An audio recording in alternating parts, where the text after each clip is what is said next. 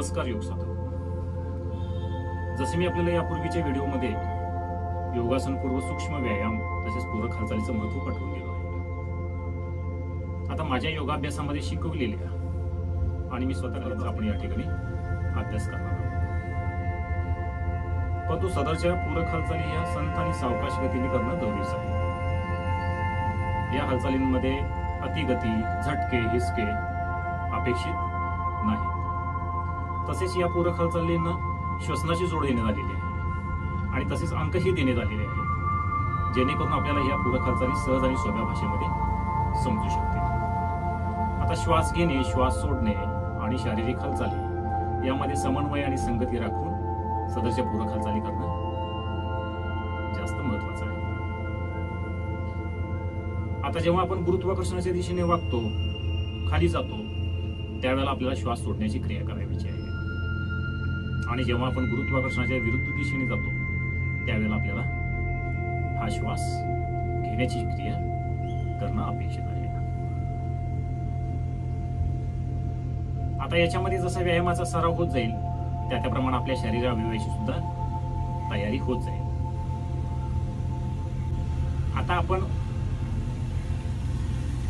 सुरुवातीच्या काळामध्ये जेव्हा आपण पूरक हालचाली सुरू करतो त्यावेळेला प्रत्येक पूरक हालचालीच्या 3 आवृत्त्या करणं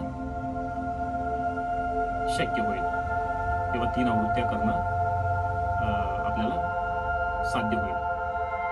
त्यानंतर मग जास्त सरावानंतर किंवा जास्त आपल्या व्यायामानंतर आपल्याला प्रत्येक पूरक हालचालीच्या 5 आवृत्त्या करता येतील किंवा आपण 10 ही करू शकतो.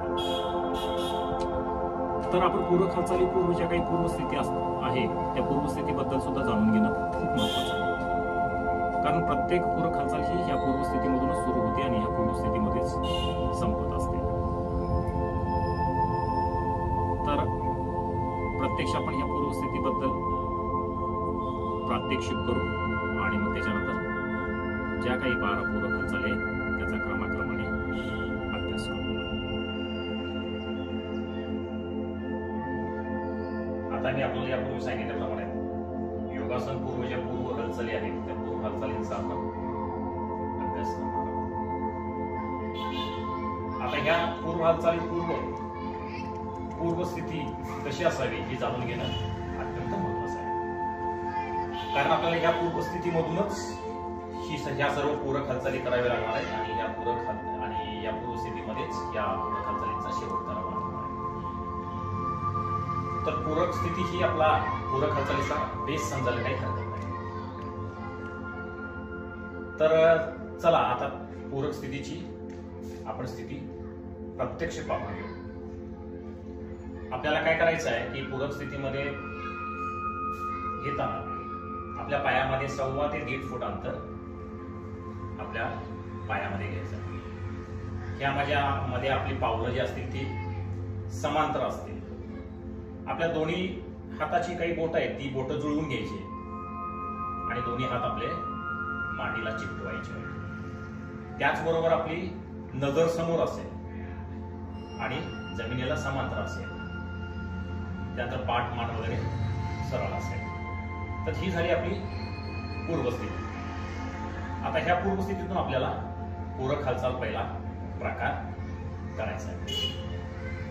त्याच्यामध्ये आपल्याला काय करायचं आहे मी सांगितल्याप्रमाणे जेव्हा आपण गुरुत्वाकर्षणाच्या विरुद्ध बाजूने हालचाल करतो त्यावेळेला आपल्याला श्वास घ्यायचा आहे आणि गुरुत्वाकर्षणाच्या दिशेने म्हणजे खाली जेव्हा आपण वाकत असतो किंवा हालचाल करत असतो त्यावेळेला श्वास सोडण्याची क्रिया करायची. चला तर मग आता 1 ला काय करायचं आहे आपल्याला श्वास घेत दोन्ही हात वरती घ्यायचे. आपण वरती जात असतो त्यावेळेला आपली श्वसन घेण्याची क्रिया ही सुरू ठेवायची. दोन्ही दंड आपले कानाजवळ चिकटलेले.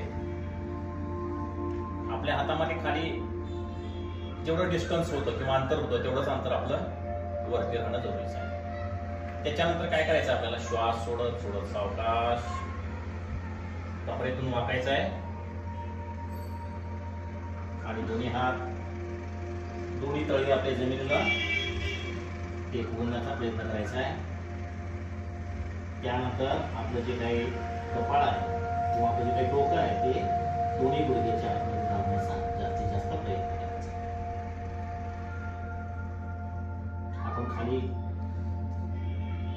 जेव्हा हालचाल करत असतो तेव्हा आपल्याला श्वास सोडण्याची क्रिया सुरू ठेवायची.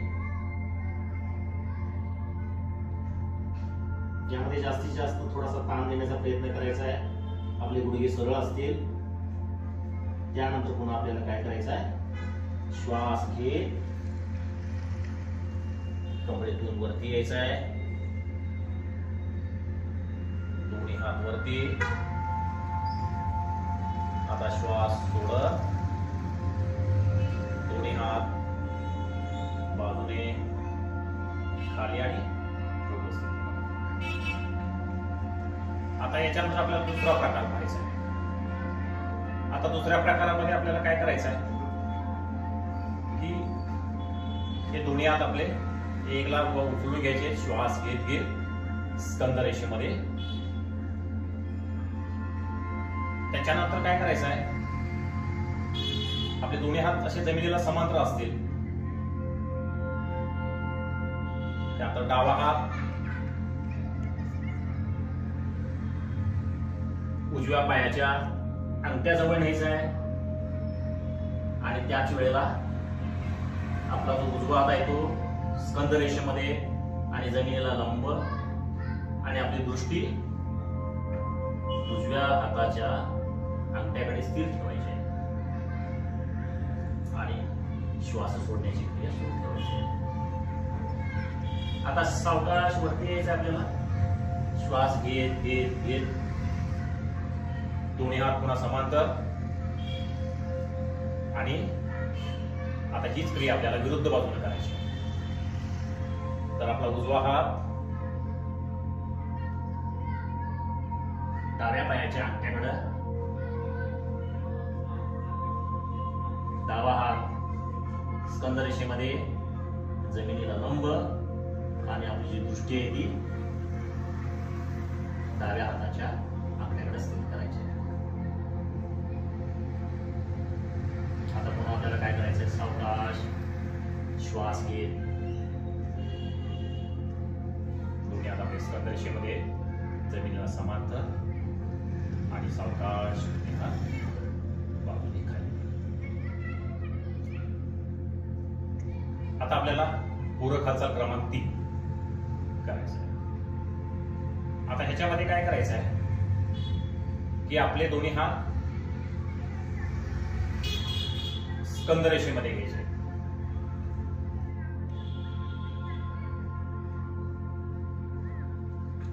आता ही स्थिती मी तुम्हाला स्कंद रेषेमध्ये घ्यायची आणि आपल्याला काय करायचं आहे, दोन्ही पाय घट्ट रोवून ठेवायचे की जेणेकरून आपले हे पाय डावीकडे वळणार नाही. आता हे आपल्याला काय करायचं, श्वास घ्यायचा आहे